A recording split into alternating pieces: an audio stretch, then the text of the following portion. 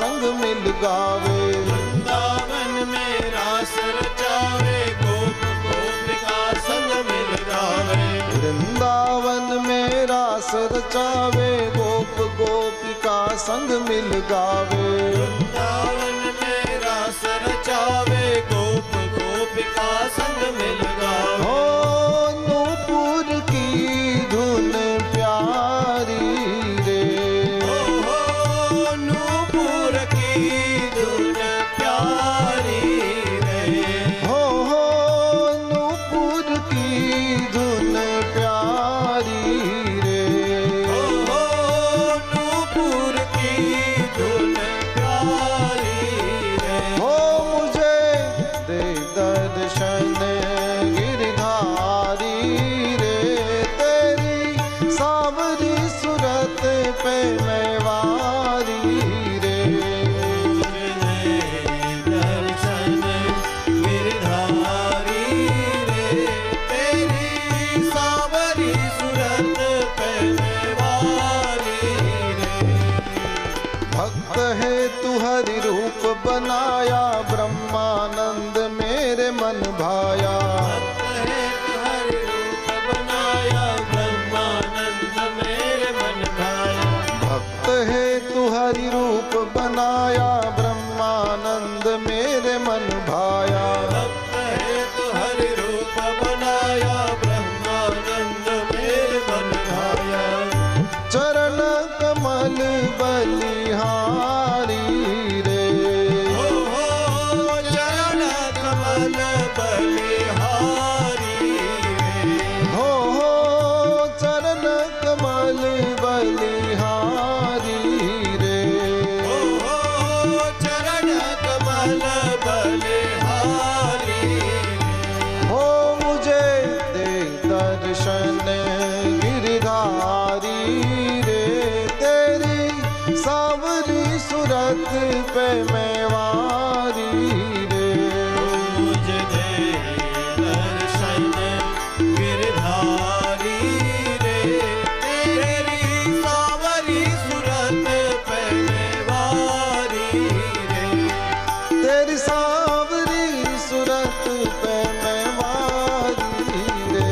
ओ तेरी सावरी सूरत पे मैं वारी रे। हो तेरी सावरी सूरत पे मैं वारी रे। ओ तेरी सावरी सूरत पे मैं वारी रे। हो तेरी सावरी सूरत पे मैं वारी रे।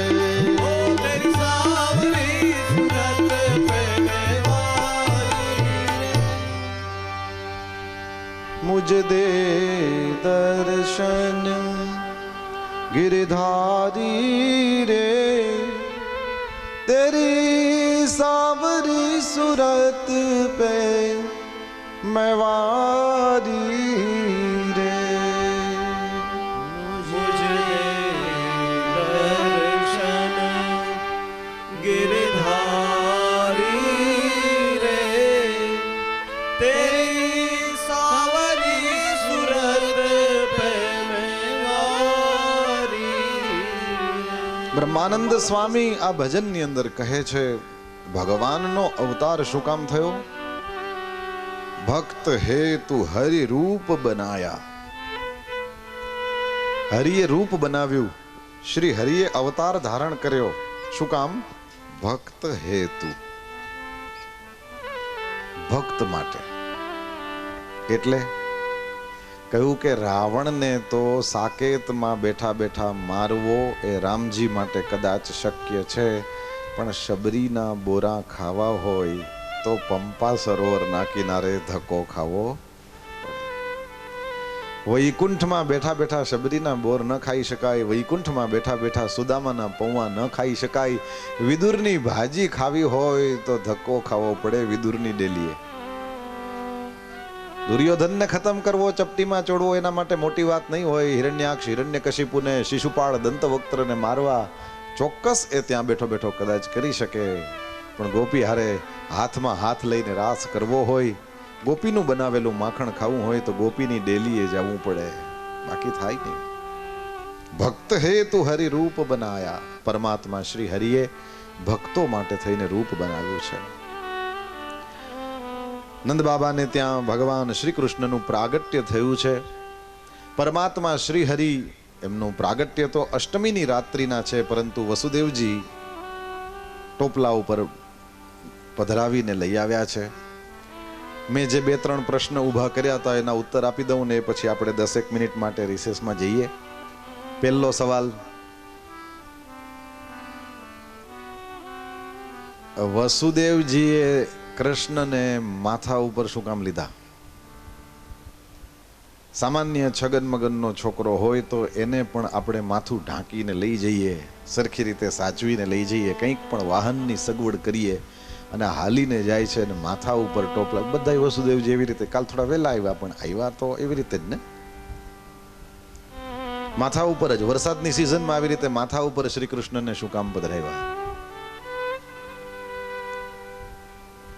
સીધું કારણ, માથા ઉપર સંસાર છે ત્યાં સુધી જ બેડીના બંધન છે. માથા ઉપર સંસારને રાખેલો છે ત્યાં સુધી જ આપણે જેલમાં બંધ છીએ ને તાળા છે. અને સંસારના જ આ કામ, ક્રોધ, લોભ, મોહ બધા આપણે એમાંથી બહાર ન નીકળી જાય એના પહેરા ભરે છે. જેણે કનૈયાને માથા ઉપર રાખ્યો એના બેડીના બંધન તૂટી ગયા, એનું સંસારનું કોઈ બંધન છે નહીં. પરણેલી મીરા છે પણ કૃષ્ણને માથામાં રાખ્યો છે એટલા માટે કોઈ મીરાને વ્યભિચારિણી કહી શકતું નથી.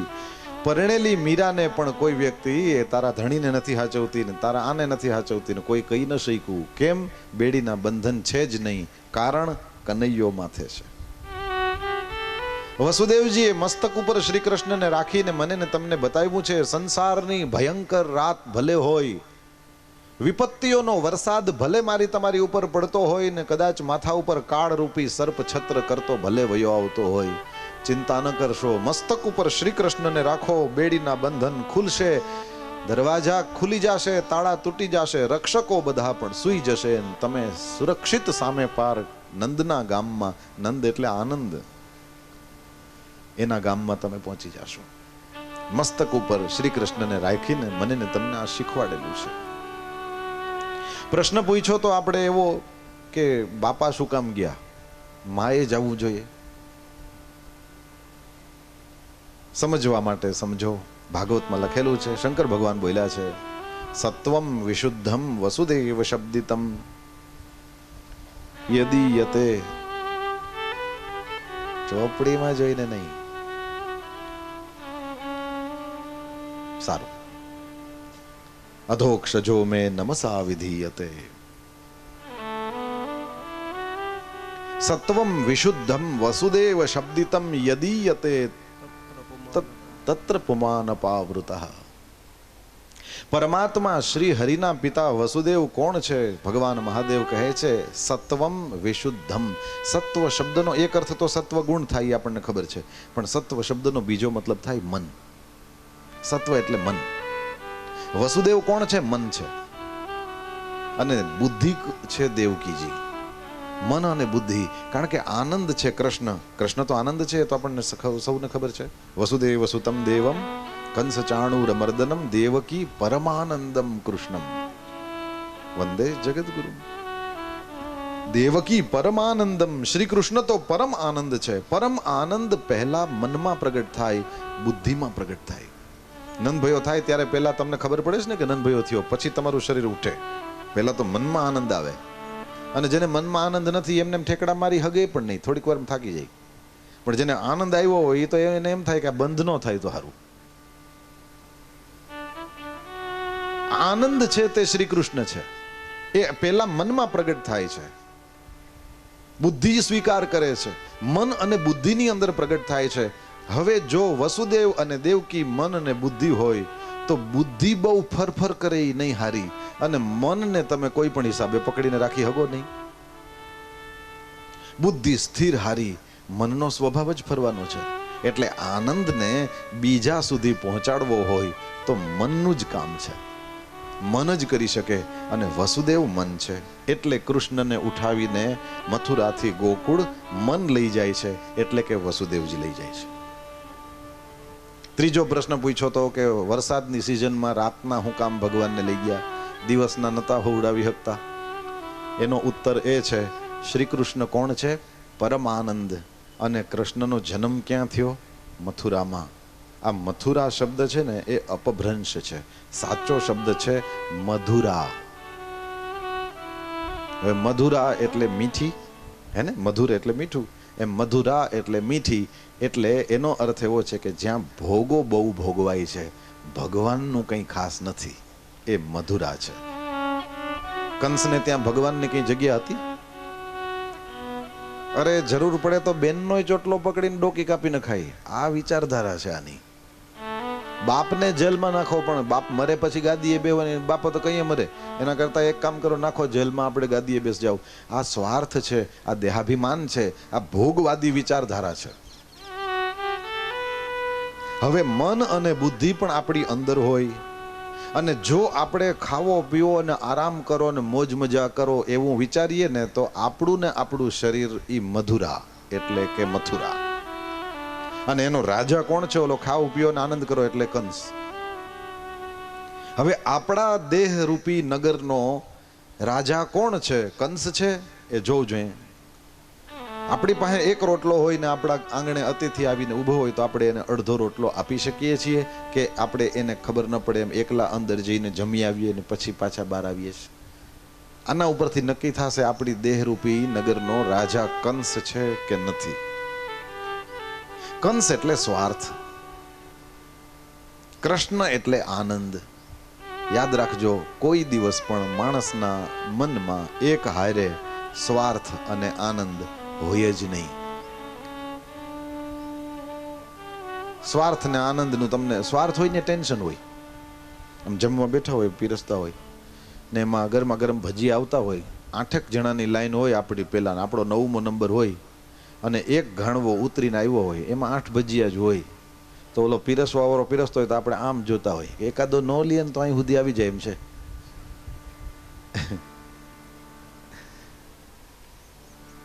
હવે સાચું કેજો, આપણે એ જોતા હોઈએ તો આપણે સ્વાર્થમાં હોય ને, એકાદું ન લઈએ તો આપણે સુધી આવી જાય. એ સ્વાર્થમાં હોય, એ આનંદમાં હોય કે ટેન્શનમાં હોય? સ્વાર્થ એટલે કંસ. ત્યાં સતત ટેન્શન હતું, દેવકીનો 8મો ગર્ભ ક્યાં ગયો, મારી નાખો, મારી નાખો. ના હરખેથી ખાઈ શકતો તો, ના હરખેથી પી શકતો તો, ના હરખેથી જીવી શકતો હતો મેલમાં. અને ઓલા નંદાદી ગોવાળિયા બધા વ્રજ એટલે નેસડા કહેવાય. વ્રજ એટલે નેસડા. બધું સુરદાસજીના કીર્તનમાં ભલે લખેલું હોય, મણિમય આંગણ હતા, બાકી છાણ લીપતા. પણ એ ન્યાય ટેન્શનમાં નહોતા, મોજમાં હતા. કારણ કે કોઈને યાર લડીને ઝઘડીને ઊભું કરીને આવ્યા જ નહોતા. આ જીવનની અસલ ચાવી છે સાહેબ. આનાથી આનંદના દ્વાર ખુલી જાય છે. સ્વાર્થ રાજા હોય એટલે ત્યાં ટેન્શન હોય, કોઈ દી આનંદ ન હોય. હવે રાજા જો તમે સ્વાર્થને બનાવીને બેઠા હશો ને, તો ભાગવતની સપ્તાહ સાંભળતા મન અને બુદ્ધિમાંથી આનંદ પ્રગટ થશે. પણ કેમ કે તમે રાજા સ્વાર્થને રાખ્યો છે, એટલે ભલે રાત હોય, ભલે વરસાદ હોય, ભલે માને બદલે બાપા મૂકવા આવવાના હોય, ભલે આમ માથે ઉપાડીને જાય, પણ આનંદ અંદર રહે નહીં. આનંદ તો વયો જ જાય. ટેન્શનમાં હોય એની પાસે આનંદ ટકે નહીં. ટેન્શનમાં એ જ માણસ હોય જે સ્વાર્થી હોય. જેને સ્વાર્થની કોઈ ચિંતા નથી, એવો માણસ હંમેશા આનંદમાં જ હોય. એક તો તમારું પોતાનું જાણીતું ઉદાહરણ છે. સરસની રસોઈ બને, તમારા ખુદ માટે ન વધે તો પણ જો બધાએ વખાણ કર્યા અને ખાઈ ગયા તો તમે રાજી જ થાઓ છો કે સારું, મારા માટે ભલે ન વધ્યું, પણ આ 30 વર્ષથી પૈણીને આવી છું, પહેલી વાર મારા રોયા બોયલા ખરા કે આજ સારું થયું છે. ને તો પીટિયા કોઈ દી કહેતા જ નથી.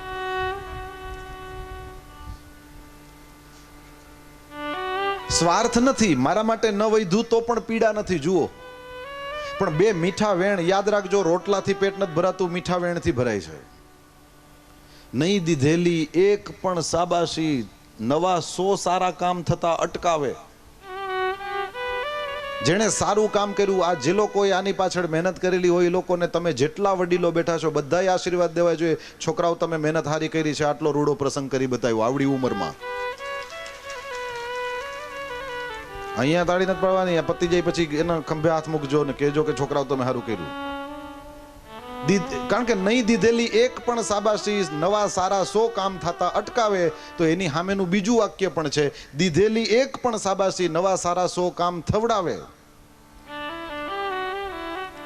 ખરાબ દેખાય ને આપણે તરત જ બોલીએ છીએ કે અહીંયા આ વાંધો છે, તો જ્યાં સારું દેખાય ત્યાં પણ તરત જ બોલવું જોઈએ, તો જ બેલેન્સ થાય. નહીતર આપણે નેગેટિવ, કંસ, સ્વાર્થી, ટેન્શન વાળા.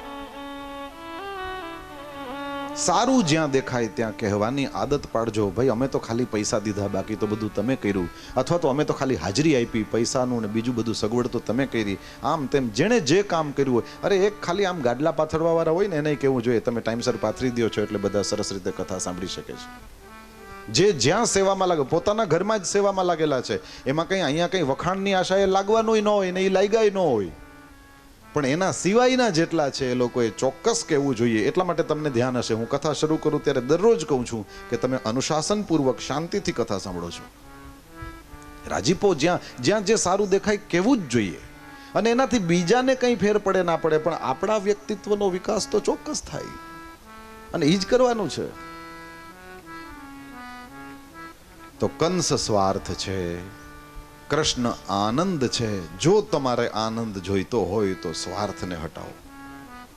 શાક ના વધ્યું કાંઈ વાંધો નહીં, પણ વખાણ કર્યા ને, હવે સ્વાર્થનો સવાલ નથી. ત્યાં સ્વાર્થ નથી એટલે નથી ખાવા મળતું તોય આનંદ છે. લ્યો, બે દોસ્તાર ઊભા હોય, એક જણાને બહુ ટાઈટ લાગતી હોય તો આ પોતાનો કોટ ઉતારીને ઓલાને આપી દે, તો દીધાની ગરમી એવી હોય કે કોટ નથી પહેર્યો છતાંય ટાઈટ ન લાગે. લ્યો, મેં દીધો. સમજાય છે? આમ કરો, મને ખબર પડે. દીધાની ગરમી હોય સાહેબ. એટલા માટે આપણા દેશમાં ખાવાનું મહત્વ નથી, ખવડાવવાનું મહત્વ છે. વીરપુર જલારામ જઈને દર્શન કરજો, ત્યાં કોણ કોણ જમી ગયા છે એનું લિસ્ટ નથી, કોણે જમાડ્યા એના લિસ્ટ હોય. આપણા દેશમાં ખાઈને ભાગી જવાનો મહિમા નથી, આપણે ત્યાં જૂટવી લેવાનો મહિમા નથી, આપણે ત્યાં મૂકી દેવાનો મહિમા છે. યાદ રાખજો, રામ ભગવાનને દશરથજીએ પોતાના મોઢે કીધું જ નહોતું કે તું વનમાં જા. રામાયણ ખોલીને જોઈ લેજો. રામ ભગવાનને દશરથે પોતાના મોઢે કીધું જ નથી કે તું વનમાં જા, પણ જરાક ઘરમાં આમ તેમ થયું ત્યારે પોતાના સ્વાર્થને સૌથી પહેલો મૂકી દીધો. આ મૂકી દે ઈ રામ. ઘરમાં, પરિવારમાં, સમાજમાં જ્યાં જ્યાં એમ લાગે કે હવે જરાક ખેંચા ખેંચી થાય એમ છે, એટલે સૌથી પહેલો જે મીટિંગ છોડીને ભાગી જાય કે તમે જે નિર્ણય કરશો એમાં મારી સહી છે, સમજી લેવાનું આ રામ છે. મૂકી દે ઈ રામ. એને મળે પરમ આરામ, પરમ વિશ્રામ, કારણ કે ટેન્શનમાં નથી. આસક્તિ આવે એટલે આગ્રહ આવે, આગ્રહ આવે એટલે ટેન્શન આવે, ટેન્શન આવે એટલે જે કામ કરતા હોય એમાં ભૂલ થાય, ભૂલ થાય તો ખીચ ચડે, ખીચ ચડે તો બહુ ખીચ વધારે, પાછી ભૂલ થાય, પાછી ભૂલ થાય તો વધારે ખીચ ચડે. જેમ ઉપર તમે અગાસી ઉપર ઉભા હો ને એક બોલ હોય એને તમે પગથિયા ઉપર નાખો એટલે ટપ્પી પડતો પડતો પડતો પડતો